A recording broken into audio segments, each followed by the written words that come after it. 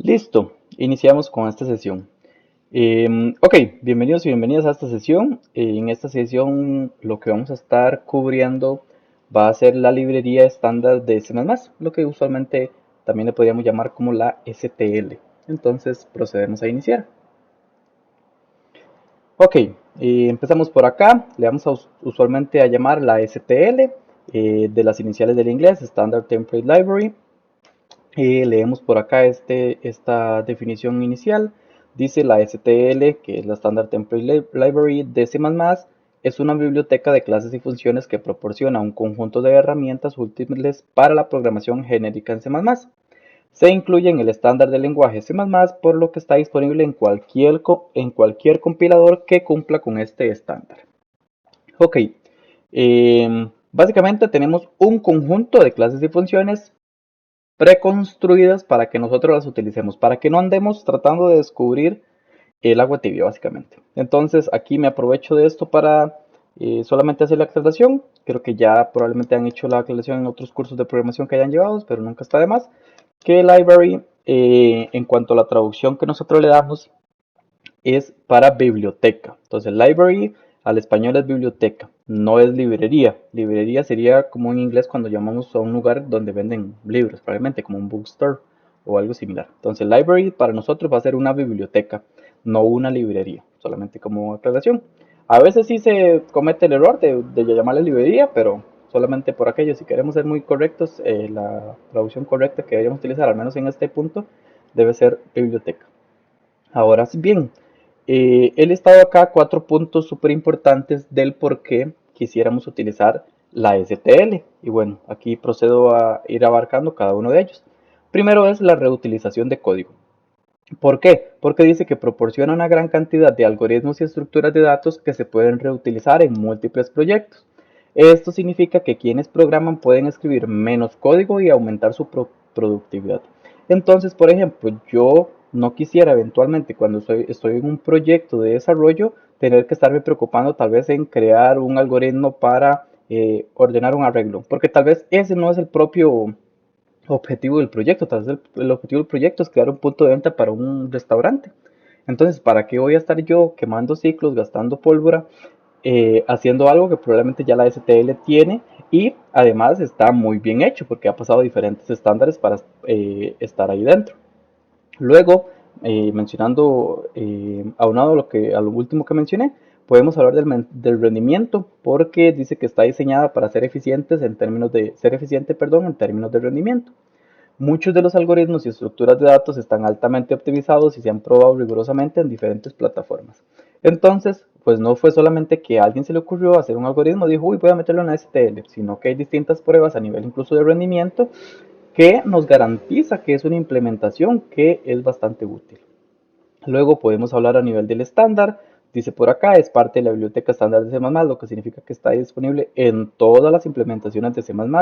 Esto garantiza la portabilidad del código y facilita el trabajo en equipo. ¿Qué se quiere decir con esto? Bueno, acá en este punto es que a veces, por ejemplo, tenemos un X versión de C++ y luego alta gerencia de la empresa donde estemos trabajando dice, ok, ya ahora vamos a migrarnos a tal versión de C++.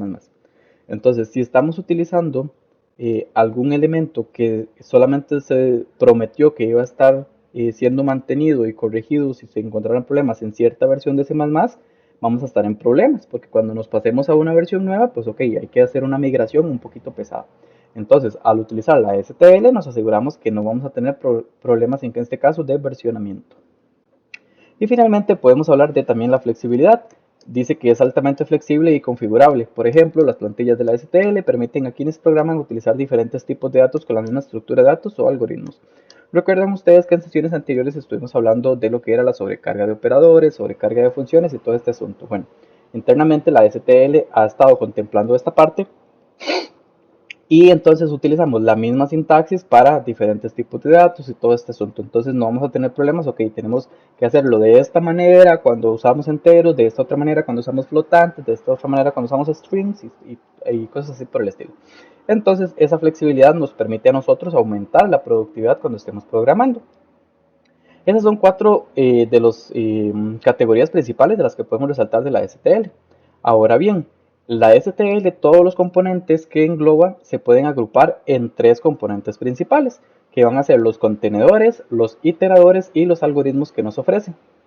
Esos son como tres cajas distintas de herramientas que vamos a tener para nosotros estar utilizando. Dice, además de estas, también se proporciona otras características, incluidos punteros inteligentes y mecanismos de manejo de excepciones. Entonces, a veces nosotros cuando estamos creando punteros tenemos que decir, ok, esto va a apuntar a un entero puntero, o a esto un entero flotante, o a un entero de tipo arreglo, o algo similar. Y entonces, eh, la STL también nos proporciona una parte que es, ok, usted puede colocar aquí Smart, por ejemplo, y este puntero internamente va a autodetectar a qué está apuntando y por lo tanto va a definir su tipo. Eso puede pasar para ya problemas cuando realmente estamos utilizando tantos tipos distintos que puede estar, que estemos reciclando código. Entonces, esa implementación nos permite migrar código de un lado hacia el otro y que siga totalmente siendo válido. Luego también dice lo del mecanismo de manejo de excepciones, que es un tema completo que veremos más adelante, pero sí, manejo de excepciones es que, por ejemplo, si usted esperaba que el usuario le ingresara un número entre 0 y 10 y realmente llegó y le colocó un string, entonces ahí usted dice, ok, no, me escribió hola en vez de usar el número de 0 al 10, ¿qué hago? ¿Cómo fallo? Tengo que saber fallar. Entonces, un buen o buena programadora tiene que saber fallar. Es decir, tiene que hacer el programa esperando que el usuario que lo utilice eventualmente no va a seguir el happy path que le llamamos, como la guía de usuario normal, sino que puede cometer errores y por lo tanto hay que saber fallar, o sea, hay que fallar con estilo. Empecemos entonces revisando estos tres componentes principales. Bueno, decimos primero hablamos de los containers o los contenedores almacenan datos y los organizan de una manera específica, según sea necesario. Por ejemplo, los vectores almacenan datos del mismo tipo en orden secuencial, mientras que los mapas almacenan datos en pares ordenados tipo clave valor o key value del inglés.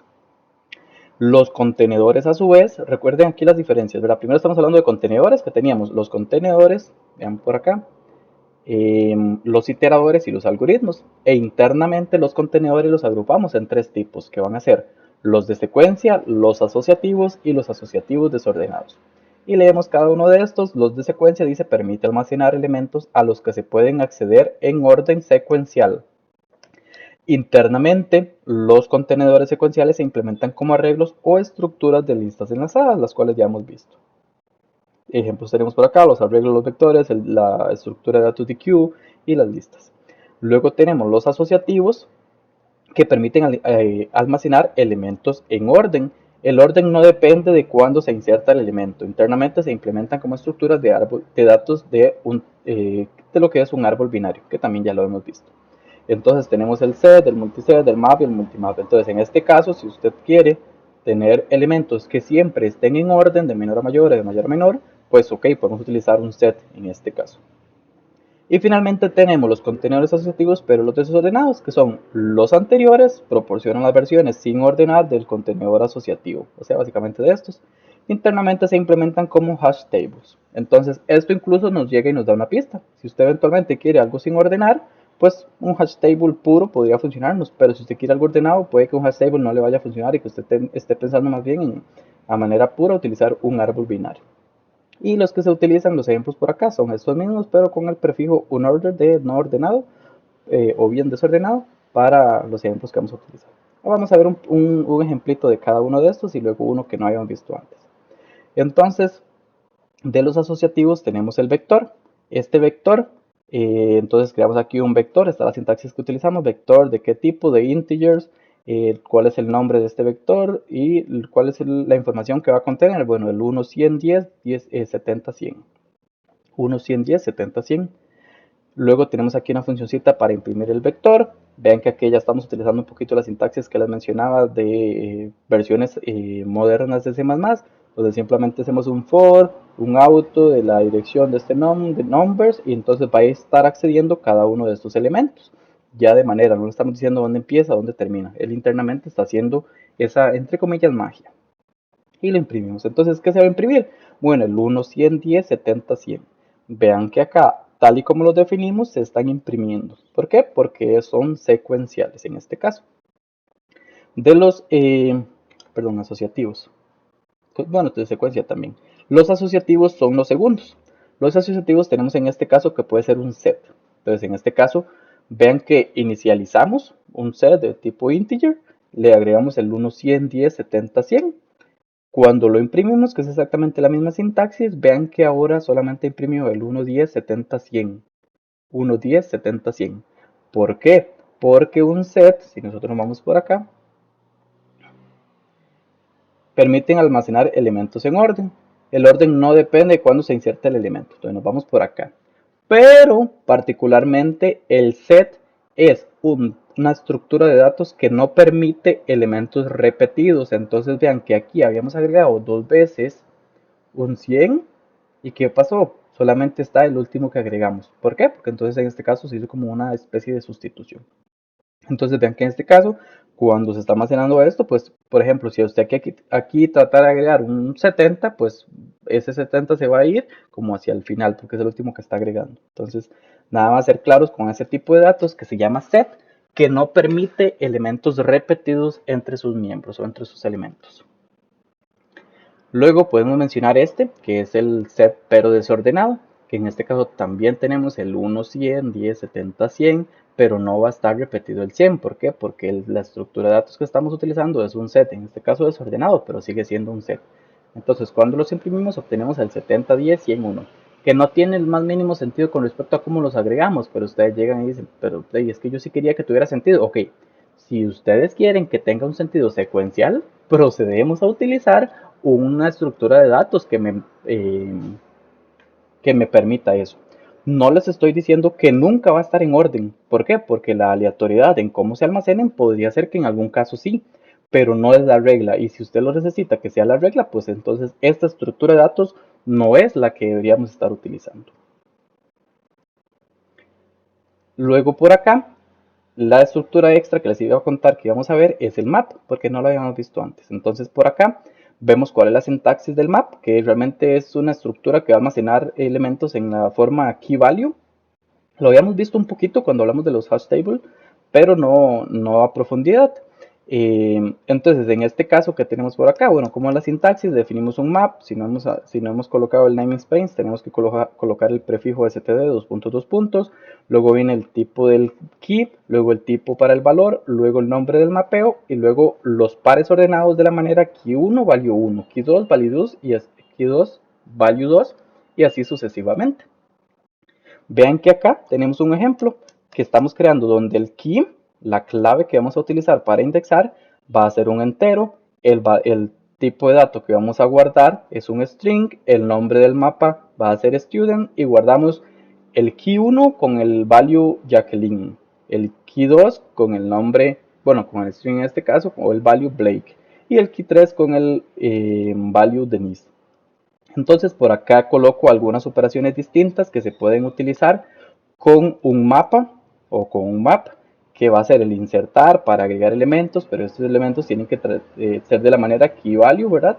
Tenemos el erase para remover algún elemento, el clear para limpiarlos del todo, el find para buscar internamente, el tamaño y para ver si el mapa está vacío o no. Entonces estos son lo que llamamos funciones miembro de esta de acá, porque esto internamente no las hemos abiertos, pero está implementado probablemente como clases y por lo tanto tiene aquí unos que usualmente nosotros llamamos métodos, pero aquí también se les puede llamar funciones miembro. Aquí está entonces un ejemplo de lo que es el uso del map. Entonces veamos por acá, incluimos map porque es lo que queremos utilizar, definimos std, entonces ya no tenemos que hacer el std dos puntos, dos puntos. Definimos map, el tipo de dato que vamos a utilizar para el key, el tipo de dato que vamos a usar para el value y el nombre del map. Luego, ¿cómo vamos a estar agregando nombres? Bueno, con la simbología de paréntesis cuadrados, colocamos en el key 1, agreguemos un Jacqueline, en el key 2, un Blake, en el key 3, incluso podemos agregar este Denise, pero vean que acá estamos utilizando ya el insert, pero el insert a su vez recibe un par ordenado, entonces utilizamos esta función por acá auxiliar que se llama hacer pareja o make pair y le decimos que nos cree una pareja del 3 con el Denise y el 4 con el Blake y así. Entonces en este caso vean que acá usamos el insert y agregamos en el 4 también un Blake. Vean que en este caso Los keys tienen que ser únicos, estos de acá. Yo no puedo llegar a decir, uy, yo agrego otra vez el uno y va a ser este nuevo. No, tienen que ser únicos. Lo que sí se pueden repetir son los values, porque aquí en este caso y en este caso pues, se pueden repetir. E incluso se pueden crear aquí. Vean que aquí agregamos elementos y agregamos primero en el student 5 el Timothy y luego en el 5 Aaron. Entonces, ¿qué va a pasar? Se va a reemplazar y cuando entonces recorremos este mapa para imprimirlo, ¿qué es lo que vamos a encontrar? Bueno, Jacqueline, Blake y Denise, que fueron los iniciales de acá, luego el Blake y luego este Timothy, ¿qué pasó? En algún momento existió, pero se le cayó encima con el value Aaron. Entonces, solamente para tener claro esa parte, así se pueden crear elementos, de esta manera también se pueden crear elementos y de esta manera también se pueden sobreescribir elementos.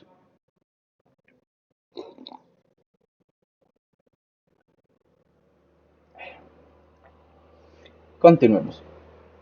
Vimos tres tipos de containers, pero tenemos incluso una aliación por ahí, que vamos a llamarle como contenedores adaptados o containers adapters.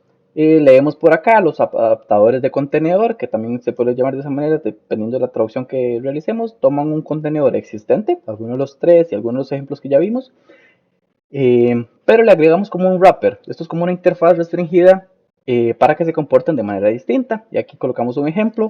Una pila es un adaptador de contenedor o un container adapter que utiliza la estructura que ya vimos que se llama DQ de contenedor secuencial y proporciona una interfaz restringida para admitir solamente operaciones de push y de pop. Una cola y una cola de prioridad también son un contenedor adaptado, es decir, los queues que ya hemos visto. Entonces, por acá tenemos un ejemplo de la utilización de un contenedor adaptado, que es el stack. Entonces, perdón, creamos aquí el stack, que es una pila de enteros que se llama números. Le agregamos 1, le agregamos un 100, le agregamos un 10, que lleva hasta ahora, ya hay 1, 100, 10. Y como es una pila, ¿cuál es el primero que va a salir? Bueno, saldría el 10, ¿verdad? Entonces, nada más en ese caso para tener bien clara la interpretación de la pila. Y luego aquí hacemos la impresión de los números, entonces siempre y cuando no esté vacía esta pila, le sacamos el que está arriba, entonces vamos a empezar a imprimir el 10, luego el 100 y luego el 1, ¿verdad? Porque es una pila. Y listo, esa es la explicación de por acá. Eso es una pila, entonces de este lado hay que tener claro que la pila es un contenedor adaptado, entonces nada más tener cuidadito con esa parte para la interpretación. Acá entonces solamente para repasar, hacemos el punto top para sacar el elemento y luego hacemos el pop para eliminarlo. Entonces aquí solamente lo obtenemos y aquí del todo lo eliminamos. Ya vimos lo que eran los contenedores. Ahora pasamos a la segunda cajita, que eran los iteradores. Entonces, un iterador, para ver un iterador teníamos que haber visto primero lo que eran los contenedores. Y esto porque leemos por acá. Un iterador es un objeto a un puntero que representa la posición de un elemento en un contenedor. Bueno, entonces en este punto ya punteros lo tenemos súper claro. Se utiliza para iterar sobre elementos de un contenedor. Entonces, si no teníamos claro qué es un contenedor, pues bueno, no vamos a poder iterar sobre ellos porque tenemos primero que tener claro qué es un contenedor. Por ejemplo, en un vector llamado nums de tamaño 4, begin y end son funciones miembro, lo que les mencionamos anteriormente, que también serían como los clásicos métodos que nosotros vemos en las clases. Son funciones miembros que devuelven iteradores que apuntan al principio y al final del vector respectivamente. Entonces, ojito con esta interpretación que estamos viendo acá. Nums.begin, que nos da? Apunta al primer elemento, es decir, el índice 0. Nums.begin más i apunta al elemento en el índice i. Pero recuerden que aquí acabamos de ver que estamos hablando con punteros. Entonces, esto no es una suma aritmética simple, sino es con aritmética de punteros en este caso. Y luego dice nums.end apunta a un elemento más allá del elemento final en el vector. Qué raro, ¿por qué? Porque tenemos que tener algún punto para identificar cuál es el fin. Entonces vean que en este caso es de tamaño 4 y el punto end, ¿a dónde apunta? Al más allá, por decirlo de alguna manera. Entonces en este caso tenemos el índice 0, 1, 2, 3 y otro que no es un elemento, sino que nos indica que ya llegamos hasta el final. Entonces en este caso no voy a decir que es un puntero nulo, porque realmente en este caso no le estamos dando esa interpretación, pero Es el análogo para identificar que ya llegamos al final de en este caso, vector.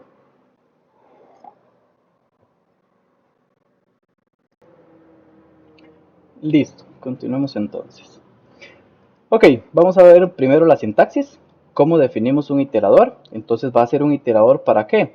Para un contenedor que se llama un vector, que es de un vector de enteros, dos puntos, dos puntos, es un iterador y el nombre del iterador. En este caso le ponemos iterador vector para saber que vamos a estar apuntando o que este va a ser el iterador para este vector de enteros.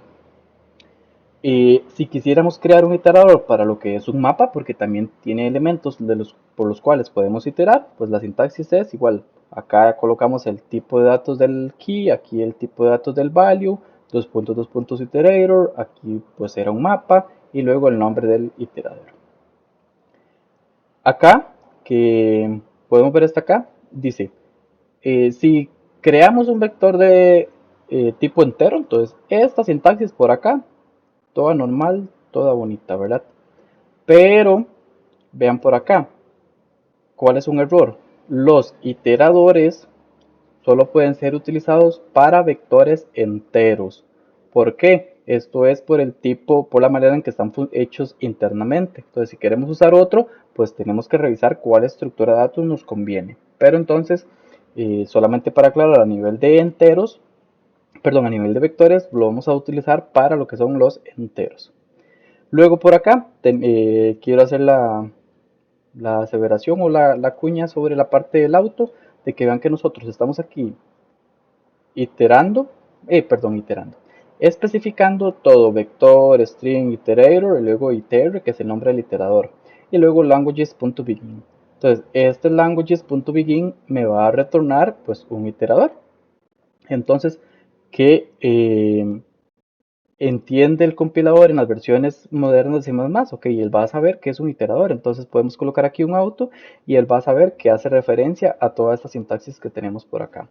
En general, yo particularmente prefiero esta porque si utilizo C++, perdón, es porque estoy haciendo cositas donde quiero tener el control de los datos, de la memoria y todo ese asunto, entonces aquí colocar un auto cuando estoy leyendo el código puede que no me ayude demasiado, pero vuelvo y repito, siempre va a depender de la aplicación que estemos desarrollando en utilizar una u otra manera.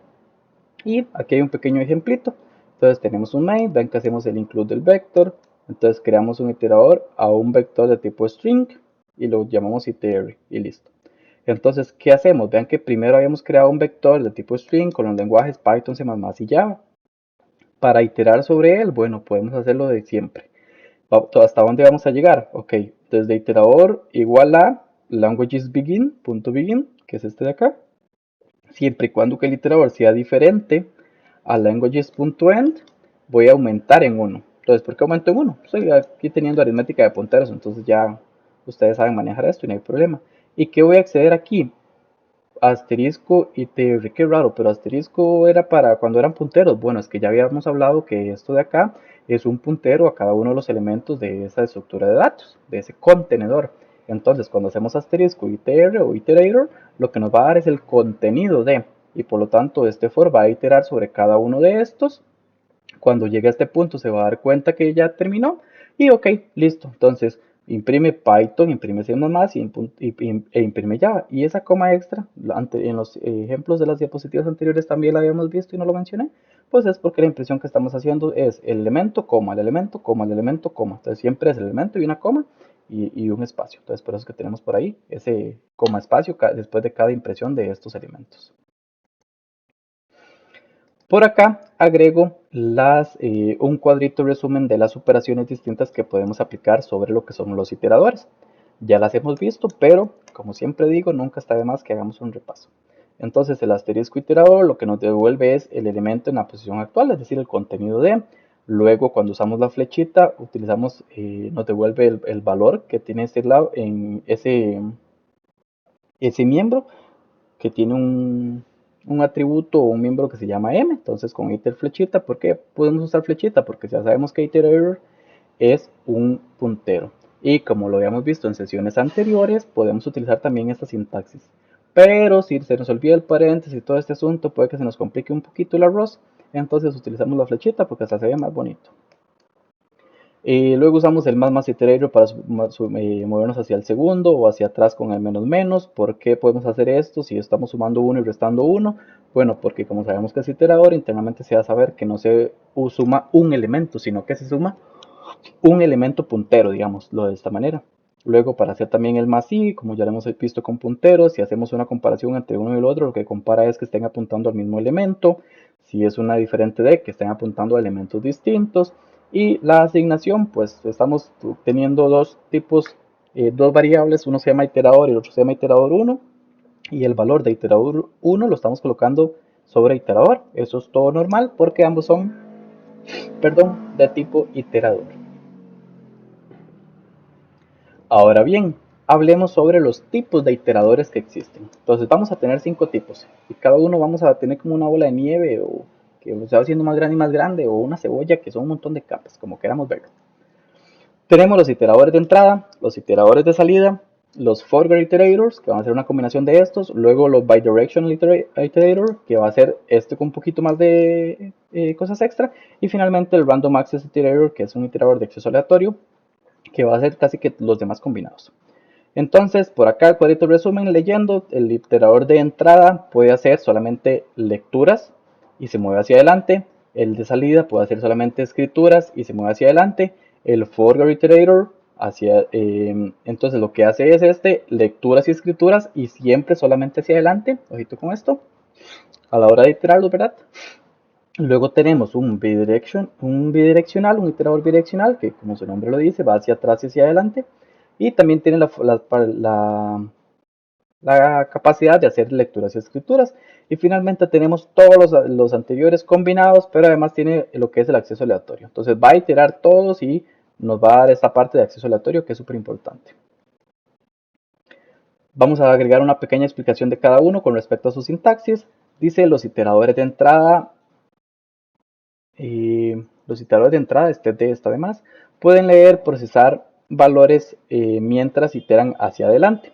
Se puede iterar hacia adelante usando el más y leer valores usando el asterisco para hacer la de referencia o la flechita, ¿verdad? Decimos por acá, un iterador que lee valores del flujo de entrada es un ejemplo de iterador de entrada. Entonces, por ejemplo, vean que en este caso es un iterador que va a leer elementos que con este sein es algo que el usuario nos va a estar ingresando valores. En este caso, ¿de qué tipo? Bueno, en este caso de tipo entero. Luego el segundo tipo que veíamos y son iteradores de salida. Entonces aquí también tenemos un de extra. Creo que era porque decía de C++. Los iteradores de salida de C++ pueden escribir valores mientras iteran hacia adelante. Se pueden iterar hacia adelante usando más y escribir valores usando el asterisco, ¿verdad? Que teníamos por ahí. Decimos por acá, el operador igual se puede utilizar para escribir valores. Y la sintaxis es igual pero diferente, es decir, de manera análoga. Entonces tenemos aquí el OStream iterator de tipo entero, como se llama, y aquí lo que hacemos es un cout. ¿Por qué? Porque es la interfaz que utilizamos para imprimir elementos en pantalla en este caso. Entonces el sein para recibir y, perdón, el cout para colocar elementos en pantalla de nuestro lado. Luego, esos dos los agarramos y los combinamos y tenemos los forward iterators. Dice que pueden leer y escribir algunos valores mientras iteran hacia adelante. Esta parte de aquí es importante porque no significa que cada vez que avanzamos tenemos que escribir y leerlos, sino que podríamos hacerlo, no es necesario totalmente. Entonces, porque podríamos perfectamente solamente accederlos, no tenemos que escribirlos de manera obligatoria. Dice por acá, los iteradores de la clase forwardList son iteradores directos. Es decir, se puede iterar hacia adelante usando el más y leer y escribir usando el asterisquito para la de referencia, para leer el contenido o también para modificar su contenido, o leer y escribir valores de miembro usando el operador flechita. Entonces por acá tenemos un ejemplo donde tenemos aquí un forward list de enteros, que es y aquí tenemos nums, que cuáles son el 1, 2, el 3 y el 4. Entonces vamos a crear un iterador que empieza desde acá, desde donde está definido, desde el inicio, valga la redundancia, desde este nums que tenemos por acá, desde esta forward list. Entonces hacemos un while iterator diferente al final de este nums, que es este conjunto que tenemos acá con los elementos 1, 2, 3 y 4. Entonces, ¿qué hacemos? Podemos accederlos in original value, sacamos el contenido con el asterisco y también podemos caerle encima al original value, perdón, al elemento que tenía él, haciendo un original value por 2. ¿Por qué? Porque previamente habíamos quitado obtenido, perdón, el valor que estaba en a donde estaba apuntando este iterador de este nums, y luego el original value, que era el que tenía ese valor, lo multiplicamos por 2 y simplemente aumentamos en 1, pero aumentamos en 1 el iterador, y que era un iterador, un puntero. Por lo tanto, vean que aquí ya no estamos aumentando en una unidad, sino estamos aumentando en un puntero, en una unidad ese puntero. Y luego finalmente podemos simplemente desplegar lo que son el contenido de nums. Entonces el contenido de nums, luego de hacer esto, que lo que estamos haciendo era demostrando que podemos accederlos y modificarlos, va a ser el doble, porque es lo que estamos haciendo acá, el valor original por 2. Entonces, ¿qué vamos a imprimir? Un 2, 4, 6 y 8. E inicialmente teníamos un 1, 2, 3 y 4. Ahora bien, el cuarto tipo de iterador que vamos a estar revisando es el iterador de tipo bidireccional, que dice por acá, pueden iterar tanto hacia adelante como hacia atrás. Se puede iterar hacia adelante usando el más, hacia atrás usando el menos, se puede leer y escribir usando el asterisco, o leer y escribir valores de miembro usando el operador flechita. En este caso podemos decir que los iteradores de las clases de contenedor list, set, multiset, map y multimap son iteradores bidireccionales. Entonces por acá tenemos un ejemplito. Por tamaño de la pantalla, aquí está una parte y aquí continúa, no son elementos distintos. Entonces aquí abrió la flecha, pero vean que cierra hasta aquí abajo, esta flecha de acá, perdón, esta flecha no, la llavecita. Entonces definimos una lista que se llama nums, que tiene los elementos 1, 2, 3, 4 y 5. Luego definimos un iterador que va a apuntar al inicio de nums, que es este de acá, entonces va a apuntar a este 1 por acá. Entonces empezamos aquí diciendo, nos vamos a mover hacia adelante, entonces while iterator, diferente de llegar al final, entonces vamos a hacer esto y empezamos a sumar 1. Entonces, aquí lo que estamos haciendo es imprimiendo el contenido por lo tanto vean que se está imprimiendo el 1, 2, 3, 4, 5, pero luego hacemos una impresión de que nos vamos a mover hacia atrás más bien, y vamos a hacer este de acá, while iterator es diferente de donde empieza, y si no hemos llegado al final, entonces lo que hacemos es restar 1 a este elemento de acá, y por lo tanto esto nos va a permitir entonces empezar a imprimir. ¿De qué manera? Bueno, de la manera hacia atrás, 5, 4, 3, 2 y 1. Entonces nada más cuidadito con este punto, porque la interpretación es distinta, ¿verdad? No vamos de adelante hacia atrás, de este 1 hacia el 5, sino que vamos del 5 hacia el 1. Y estamos viendo que acá hacemos un menos menos para irnos devolviendo, perdón.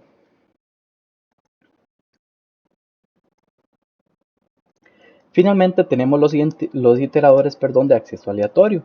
Estos iteradores nos van a permitir hacer todo lo que los anteriores nos han permitido y más. Entonces dice los iteradores de acceso aleatorio de C++, probablemente, yo se los recorté por ahí, tienen todas las propiedades de los iteradores bidireccionales junto con el acceso aleatorio.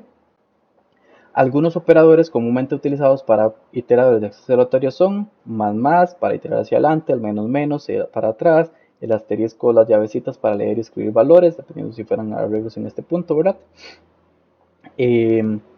Luego la flechita para acceder valores de los miembros, el más para iterar hacia adelante, un número específico, entonces si usted le da un más 3, le va a aumentar en 3 el puntero, ¿verdad? No solamente en 3 unidades, sino en 3 posiciones de memoria, dependiendo del tamaño del puntero al que, para la redundancia, sea el tipo de dato que esté apuntando ese puntero.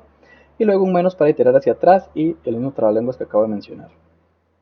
Los iteradores de las clases contenedoras vector, deque, array e iteradores de string son iteradores de acceso aleatorio. Entonces por acá tenemos un ejemplito. Vean que por acá entonces creamos un vector que se llama vec, que va a ser de 1, 2, 3 y 4. Entonces creamos iteradores que van a apuntar hacia el inicio y hacia el último elemento. Entonces hacemos un vec.begin, y va a ser este de acá, un vec.end menos 1. ¿Por qué este menos 1? Porque recuerden que el punto end apunta a un elemento después del último. Entonces este menos 1 lo trae y lo coloca en el último que teníamos. Luego hacemos algunas impresiones por pantalla, dice primer elemento, entonces simplemente hacemos esto de acá, de referencia porque estamos trabajando con un punterito. También podemos acceder vean que por acá, para leer y escribir valores con las paréntesis cuadrados. Entonces este 1 nos va a dar el segundo elemento, que es este 2 de por acá. Luego tenemos esta expresión que se llama primer elemento, segundo elemento, y luego tenemos esta otra expresión que se llama segundo último elemento y último elemento. Entonces, cuando nosotros hacemos el asterisquito de iter last menos 1, se nos va a ir de acá, porque era donde apuntaba iter last, porque punto .end apunta a este que está acá, que no vemos, que no existe, ¿verdad? En la realidad. El menos 1 apunta al 4, y entonces el iter last menos 1 apunta al 3, que es el que se está imprimiendo acá. Y finalmente el iter last simplemente apunta al 4, y vean que de esa manera estamos accediendo al contenido de. Entonces, vean que acá estamos haciendo la dereferencia. Si usted intenta imprimir esto, le va a decir que no puede imprimirlo porque está intentando tal vez imprimir con una sintaxis de entero, algo que no es un entero como tal.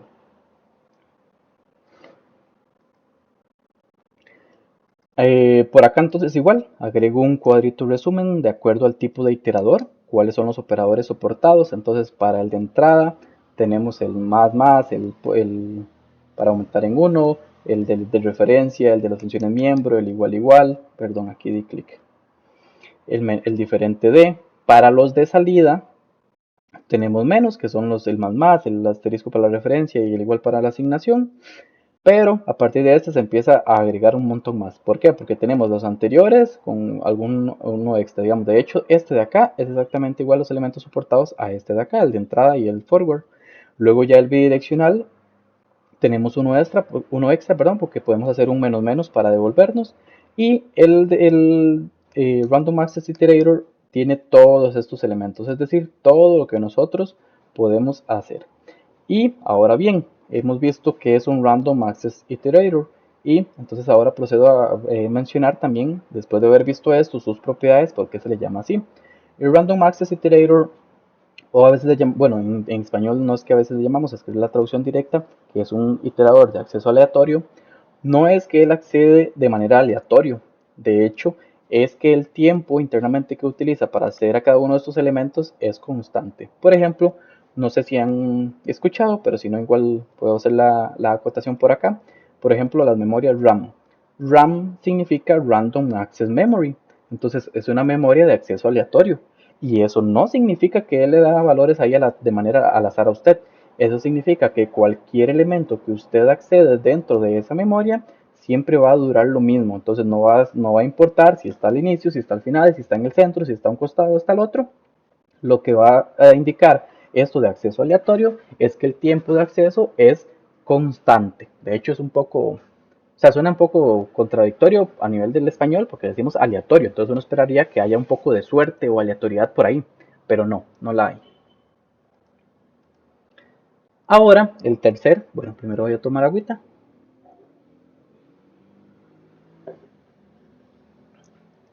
La tercera caja de herramientas que vamos a estar utilizando de la STL van a ser los algoritmos.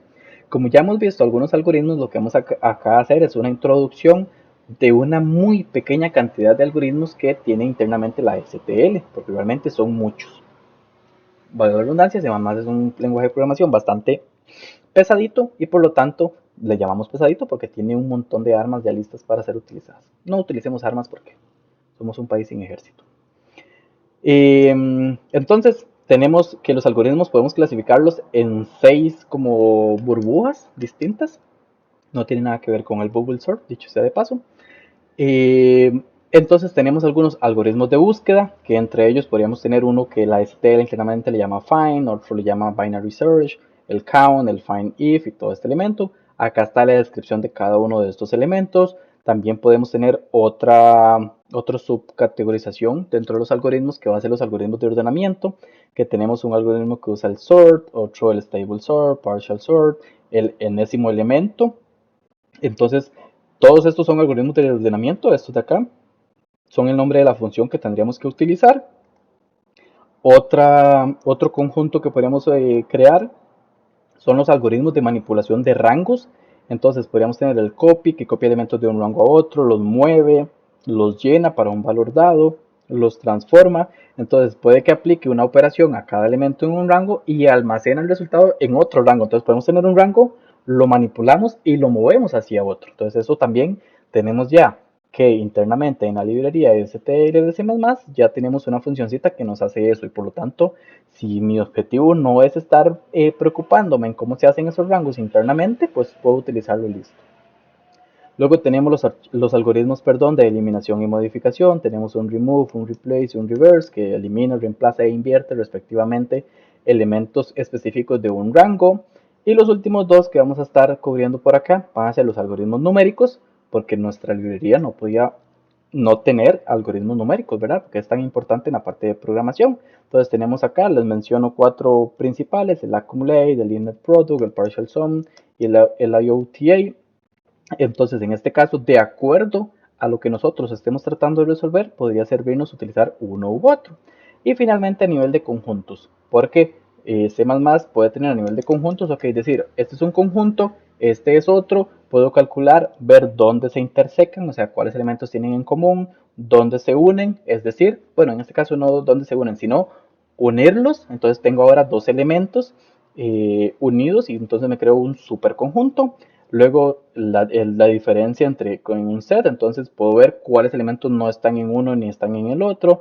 Los includes para ver si un elemento, si un conjunto está incluido en otro de manera total o parcial y todo este asunto. Entonces, por acá, en resumen, dependiendo de lo que andemos buscando, vamos a utilizar uno u otro algoritmo. Entonces, por acá lo que quería era mencionar que tenemos una infinidad, bueno, no infinitos, pero una cantidad no pequeña de algoritmos ya precargados o preconstruidos, porque a veces le llamamos como built-in, que son como preconstruidos internamente, para ser utilizados. Entonces, simplemente hacer el include y listo. Ya tenemos la librería ahí lista para ser utilizada. Bueno, ahí cometí el error. La biblioteca ahí lista para ser utilizada. Dije librería en vez de biblioteca. Y por acá tenemos un ejemplo. Este ejemplo utiliza entonces la STL en este caso. Entonces incluimos el IOStream para utilizar el cout, incluimos algorithm para utilizar el algoritmo de ordenamiento sort, incluimos vector para utilizar la estructura de datos vector. Entonces tenemos aquí unas funcioncitas que simplemente tiene de tipo booleana, se llama mi función, un entero i, un entero j recibe y retorna i menor a j. Esto es básicamente una comparación lógica, entonces retorna falso o verdadero. Luego tenemos una estructura que se llama mi clase, adentro tiene un operador de este caso y que de esta clase, perdón, y luego ¿qué hace? Igual recibe estos dos argumentos y retorna un falso o un verdadero si uno es menor que el otro. Si el primero de hecho es menor que el otro, retorna falso, y si es mayor o igual, perdón, retorna verdadero, y si el primero es mayor o igual, retorna falso. Luego aquí tenemos el ejemplo, entonces vamos a irlo revisando. Vean que por acá primero creo un arreglo que se llama mis enteros, entonces este montón de elementos por acá. Yo puedo entonces crear un vector que va a llamarse como mi vector, de tipo vector, en este caso, valga la redundancia. ¿Y de dónde a dónde? Bueno, desde myInts. ¿Por qué esto de acá? Porque ya habíamos visto que siempre por defecto cuando trabajamos con arreglos vamos a estar trabajando con la referencia. ¿Hasta dónde? Hasta myInts más 8. Entonces 1, 2, 3, 4, 5, 6, 7 y 8. Es decir, todos estos elementos que tenemos por acá. Entonces nosotros incluso podríamos utilizar unas comparaciones, ¿cómo podríamos decirles? Auxiliares o custom, personalizadas. Entonces, por ejemplo, vean que aquí utilizamos la función sort, que es un algoritmo que ya trae, le estamos diciendo, ok, ordene el vector, tomando en cuenta desde mi vector.begin hasta mi vector.begin más 4. Entonces estos son iteradores y por aquí estamos viendo que este más 4, lo que importa son las posiciones de memoria, no las unidades como tal. Y listo. ¿Él qué fue lo que hizo? Ordenó esos primeros 4 elementos. Y listo. O sea, agarró esos y los ordenó. Los demás los dejó intactos. Entonces vean que acá se coloca entre paréntesis las partes que él ya ordenó. Y por defecto está ordenando de menor a mayor. Luego, vean que a esta misma función sort le podemos decir cuál función auxiliar utilice. Entonces le estamos diciendo, ahora ordéneme del begin más 4 hasta el final, pero utilizando esta función auxiliar, que es mi función de por acá, que yo la definí totalmente personalizada o custom. Entonces está ordenando los últimos 4 solamente, el 26, 33, 53 y 80, están ordenados de manera ascendente. y solamente le estoy diciendo esa parte de acá. Entonces vean que por ejemplo esta función y esta son la misma, pero una recibe 2 parámetros y otra recibe 3. Qué extraño. Bueno, no es que sea extraño, es que ya a este punto ustedes y yo sabemos que este podría ser un argumento que podría tener un valor por defecto. Entonces si no me pasa nada, ya internamente esta clase de sort va a saber cuál utilizar. Y luego tenemos aquí la otra ejemplo que va a ser utilizando este myObject, que es este que habíamos definido por acá, que es una estructura de comparación, para hacer la comparación, perdón, y de donde le decimos que nos ordene, desde el inicio hasta el final, y utilizando ¿qué? Esta estructura de comparación. Entonces esto lo que hace es ordenarlo, ahora sí, el arreglo completo desde el elemento 0 hasta el elemento con índice 7, porque son 8 elementos. Y luego finalmente solo hacemos una impresión de las que ya estamos acostumbrados a hacer. Vamos a iterar con un iterador, donde el iterador empieza en este, siempre y cuando no hayamos llegado hasta el final, porque recuerden que el del final es el último elemento más 1, y vamos aumentando el iterador en 1. Entonces vean que aquí it es el que habíamos definido como iterador. ¿De qué tipo? De tipo iterador, valga la redundancia. Entonces cada vez que hacemos eso, solamente vamos a entrar acá, imprimimos un espacio y luego imprimimos el contenido de lo que sea que esté apuntando la variable it, que es it, un iterador a qué, a mi vector, que es este de acá. Perdón, sí, a mi myInts que tenemos de acá, porque así lo habíamos definido cuando lo definimos acá. Y luego simplemente hacemos una impresión de pantalla de un salto de línea. Y listo, entonces imprimimos qué, myVectorContains, que es esto que está acá. Luego, sin hacer un salto de línea, empezamos a imprimir espacio en blanco, contenido, y listo. Ah, esto y esto. Qué raro, ¿por qué no hacemos un salto de línea cada vez que hacemos uno de estos? Porque vean que acá este for, a pesar de que no tiene llaves, lo único que tiene aquí afuera o dentro del for es una instrucción, es esta impresión. Entonces no hace falta colocarle las llaves de abrir y cerrar. Por eso es que primero sucede esto las 8 veces para los 8 elementos y luego finalmente hace este salto de línea y finalmente hace un return 0. Luego, finalmente, este ejemplo y muchos otros de algoritmos pueden ser encontrados en la página oficial de documentación sobre C++, que es esta que les coloqué por acá. Entonces, en el PDF de la presentación, puedes solamente darle clic.